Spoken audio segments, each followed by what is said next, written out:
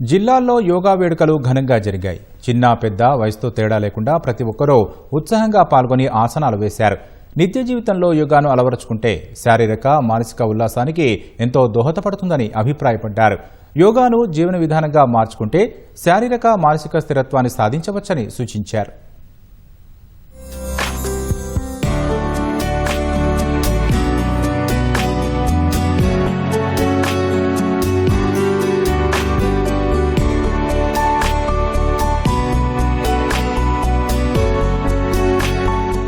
రాష్ట్ర వ్యాప్తంగా యోగా దినోత్సవ వేడుకలు సందడిగా సాగాయి. నాగర్ కర్నూలు జిల్లా కొల్లాపూర్లో నిర్వహించిన యోగా కార్యక్రమంలో మంత్రి జూపల్లి కృష్ణారావు పాల్గొన్నారు. విద్యార్థులు అధ్యాపకులతో కలిసి ఆసనాలు వేశారు. అచ్చంపేటలో కవిత అనే అంగన్వాడీ ఉపాధ్యాయురాలు నీటిలో యోగాసనాలు వేసి స్థానికులను అబ్బురపరిచారు. నీటిలో ఆసనాల వల్ల మహిళల్లో వచ్చే పలు సమస్యలకు పరిష్కారం లభిస్తుందని తెలిపారు.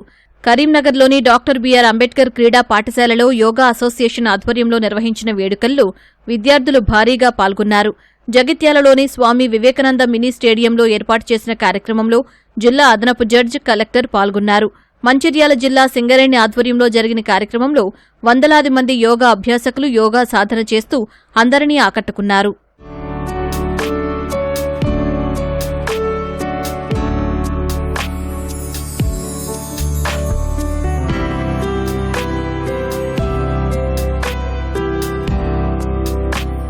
కిలా వరంగల్లో ఏర్పాటు చేసిన యోగా శిబిరంలో కలెక్టర్ సత్యశారద ఆసనాలు వేశారు.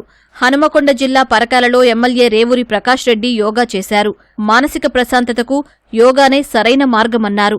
నిజామాబాద్లో పతంజలి ఆయుష్ శాఖ ఆధ్వర్యంలో నిర్వహించిన వేడుకల్లో CP Sai Chaitanya, urban MLA Suryanarayana Gupta పాల్గొని ఆసనాలు వేశారు.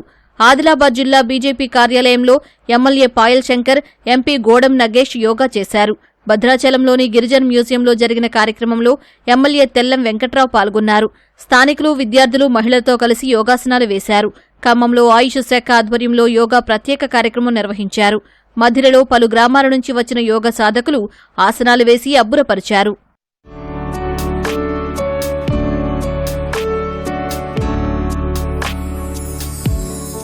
మెదక్లోని ఇందిరాగాంధీ స్టేడియంలో వైద్యారోగ్య శాఖ నిర్వహించిన వేడుకల్లో జిల్లా కలెక్టర్ రాహుల్ రాజ్, అదనపు కలెక్టర్ నగేష్ పాల్గొన్నారు. సంగారెడ్డి జిల్లా జహీరాబాద్లోని ఆదర్శ విద్యాలయంలో పతంజలి యోగాపీఠం ఆధ్వర్యంలో విద్యార్థులు యోగాసనాలు వేశారు. యోగా ప్రాముఖ్యతను యోగా గురువులు వివరిస్తూ దినచర్యలో భాగం చేసుకోవాలని సూచించారు. యోగాను మన జీవితంలో ఒక భాగం చేసినప్పుడే మనసు, శరీరం, ఆత్మ స్వచ్ఛంగా ఉంటుందని సిద్దిపేట జిల్లా కలెక్టర్ హైమావతి పేర్కొన్నారు. సూర్యాపేట జిల్లా కోదాడలోని కిడ్స్ ఇంజనీరింగ్ కళాశాలలో 500 మంది విద్యార్థులు యోగాసనాలు వేశారు. యోగాను జీవన విధానంగా మార్చుకోవాలని, యోగాతో శారీరక, మానసిక స్థిరత్వాన్ని సాధించవచ్చని నల్గొండ జిల్లా కలెక్టర్ ఇలా త్రిపాఠి అన్నారు. ఓ ప్రైవేట్ పాఠశాలలో నిర్వహించిన యోగా డేలో ఆమె పాల్గొన్నారు.